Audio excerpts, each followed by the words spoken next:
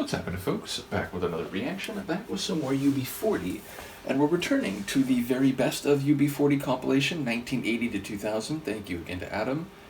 And the next track is 1 in 10, which suggests a percentage, 10%, a minority percent, fair to say, and thus indicating something is comparatively rare.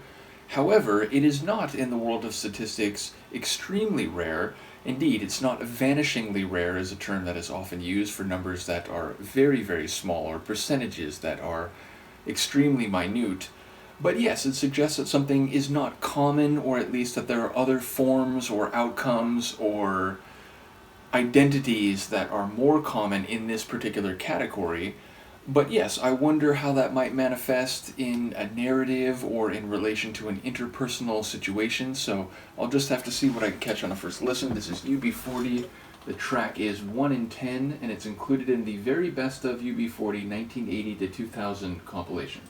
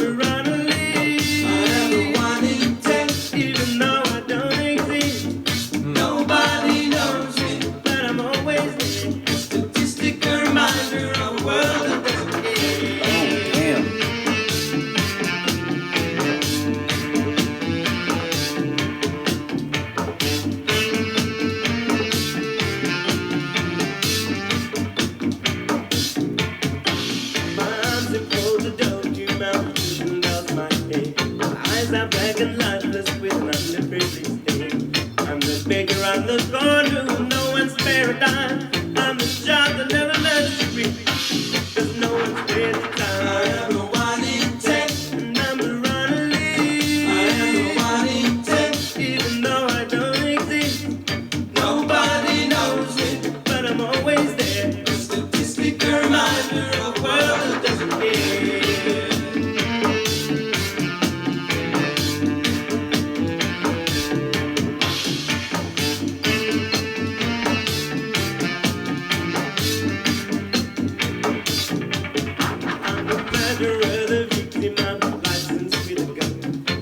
And bruised old lady in an alley in the slum. I'm a middle-aged businessman with chronic heart disease. I'm another teenage suicide with a street that has no trees. I am the 1 in 10, and I'm the runner lead. I am the 1 in 10, even though I don't exist. Nobody knows me, but I'm always there. A statistic, a reminder of a world that doesn't care.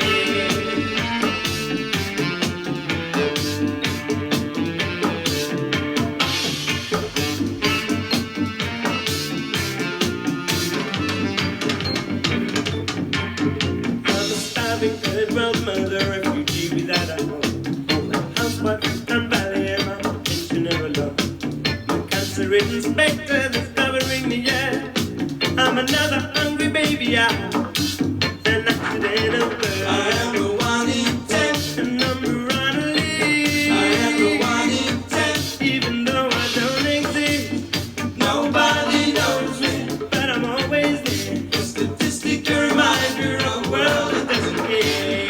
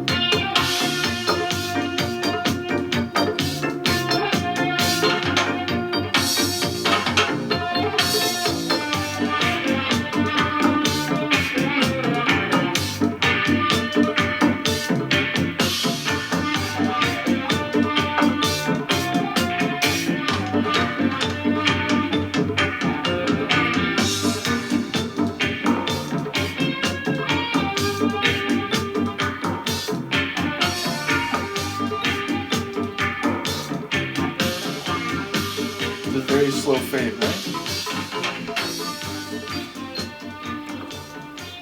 It's brilliant. I love it both sonically and lyrically. I'll try to start with the lyrics because over the course of the track I had a lot to say and I'm trying to keep it all in the front of my mind here.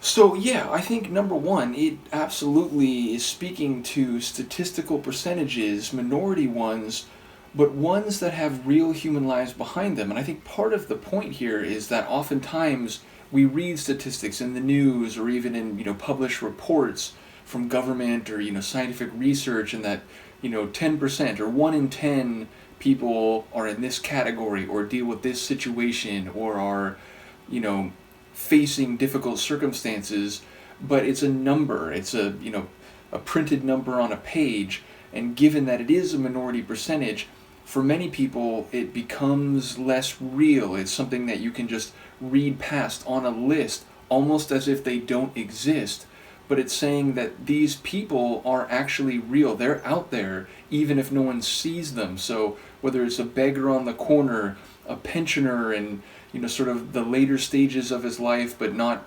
getting the care and the attention that might be needed in a given situation, whether it's a refugee without a place to stay, a baby who doesn't have enough to eat, or even a middle-aged businessman who's dealing with an affliction.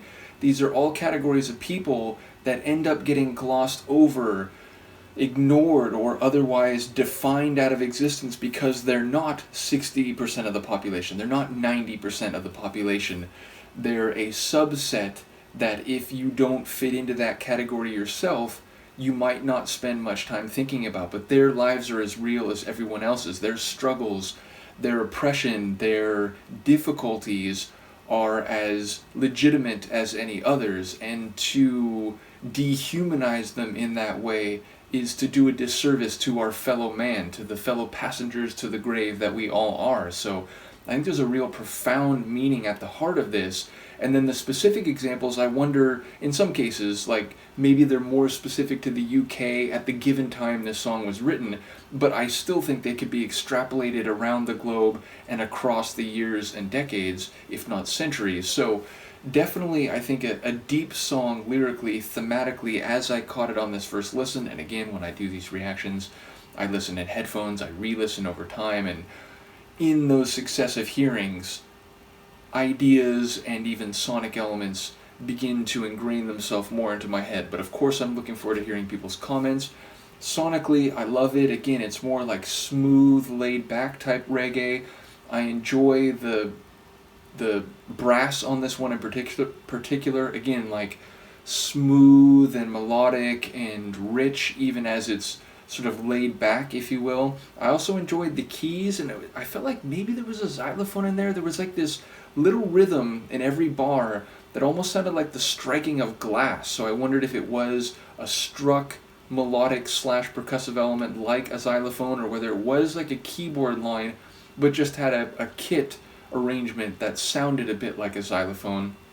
I enjoy the vocals, perfectly set to the overall atmosphere of the tune, meaning like mellow and calm, but speaking to truths in a way that you're really keying in on the words, so the vocals aren't big and belting or otherwise distracting from the words in the lines. So I think it's very well delivered in that regard. So another top track, again, more like roots sounding reggae, which, I like all different kinds of reggae, raga and dancehall and so on, but roots is in some ways like the classic sound of reggae, or at least like a sound that led to some of the other subgenres. And of course, you can go back to like ska influencing that style of reggae, or like even, what was it, mento, like even before ska. So again, it's part of a longer tradition of Jamaican and eventually UK, American, and other manifestations of styles that are in the same like umbrella category. But yeah, just a really cool one. Absolutely enjoyed this. Looking forward to more. In the moment, I'm forgetting what the next one in the compilation is, but I think I have it ready to go. Okay, so it's Cherry Oh Baby. So looking forward to that one as well. Let me know what you think of this, and I will see you next time. Peace.